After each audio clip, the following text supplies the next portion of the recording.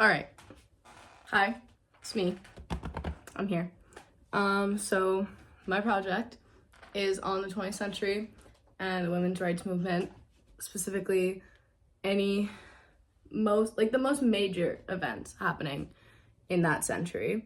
So my thesis statement is the 20th century marked a pivotal era in the fight for women's rights in America as feminism evolved from a movement focused primarily on the concerns of white, cisgender women to a broader spectrum of women of color, trans women, queer women, and it ultimately redefined the idea of feminism and how its application ultimately helped to change the entire world.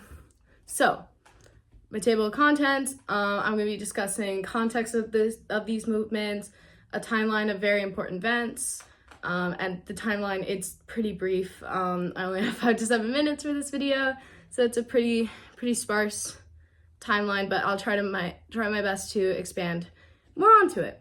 The 21st century relevance of this movement that still kind of continues on to this day, and arguments against the women's rights movement. So, our context for the 1800s, 19th century, woohoo, was the Seneca Falls Convention and the Declaration of Sentiments.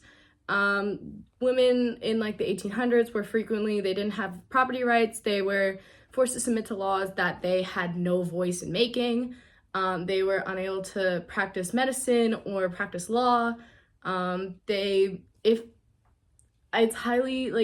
weren't able to divorce, but they were, but if they managed to go through that extreme long difficult process because it was the 1800s, laws for especially child custody and dividing assets would generally favor men. Universities did not accept women students, and women were mistreated by their husbands a lot. And if they didn't have a husband, they were seen as outcasts. They were seen as, oh, that's just a weird woman, sad, she doesn't have a husband. But in Seneca Falls, Elizabeth Cady Stanton drafted the Declaration of Sentiments, and this work basically outlined the rights of women that had been violated by men and outlines the rights that must be given back to the women that were taken away by men. So, what about women of color?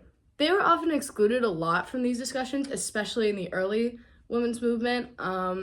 Sojourner Truth was an important advocate for the rights of colored women, and she fought over issues such as women's rights, temperance, and abolition. So my timeline events, I know it looks pretty crowded, but I just wanted to kind of put a little bit of what's the most important thing that kind of happened during that decade in the 20th century. So starting off in the 10s, we have Jeannette Rankin of Montana becoming the first woman elected to the U.S. House of Representatives in 1916, and her image is about that. And then obviously in the 1920s, the 19th Amendment is passed and it grants women the right to vote. Also in the 1920s was Prohibition and the Women's Christian Temperance Movement, which was basically a large movement to ban the sale of alcohol because women were pretty tired of their husbands going to work, spending all their money on alcohol and saloons and coming home drunk, and I would be pretty pissed too. In the 30s, Frances Perkins becomes the first female cabinet member for FDR. She's the Secretary of Labor in 1933, and there's her photo. In the 40s, millions of women enter the workforce of World War II. They also did the same thing in World War I, but a lot of times we tend to kind of pass that by. And I have a photo of Rosie the Riveter, who became kind of the symbol of yeah, women can enter the workforce. They can work the same factory jobs that the men can. Skipping over the 50s because that was when a lot of women kind of were forced back into the kitchen. In the 60s, the Civil Rights and Voting Rights Acts are passed, allowing women of color to gain equal rights as their white counterparts. The African American movement kind of ties into women's rights movement here because of obviously women of color going to be involved with that. In the 70s, you have Title IX, you have Roe versus Wade, women can create their own bank accounts, sexual revolution and women's liberation.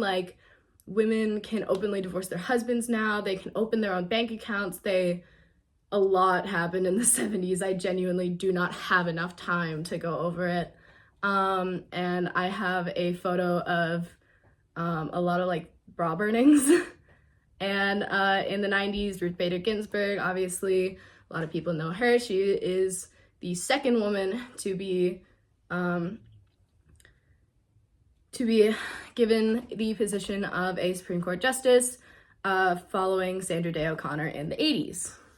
So, what sparked these movements in the 20th century? Many of these movements were sparked by a variety of factors, including abolition, temperance. The women are tired of being housewives. World War I and World War II gave women a taste of freedom.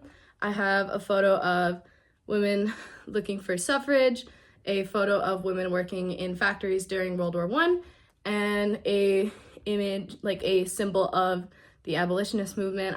Am I not a woman and a sister? It was kind of like a very common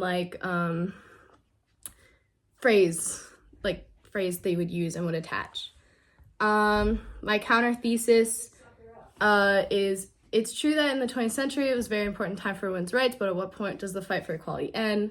And like common quotes that a lot of women kind of grow up hearing from people that don't believe that women deserve any more rights than they already got, which is stupid. But basically my response to this is that women's history intersects with every group of people out there, and that just because these laws and these rights have passed in the government, it doesn't necessarily mean that they're going to be safe forever, and that you need to continue fighting for this. Misogyny affects all people, not just cis women. What do I mean by that? I mean that like cis women get attacked all the time too, but gender roles have affected people. Like these rigid gender roles have affected people's mental health.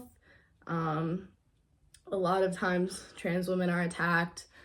Queer women are attacked as well, because it's like, oh, you just haven't found the right man. But and then I know I kind of rushed that. I had a very small time frame, but thank you for listening to my very quick rundown of the 20th century.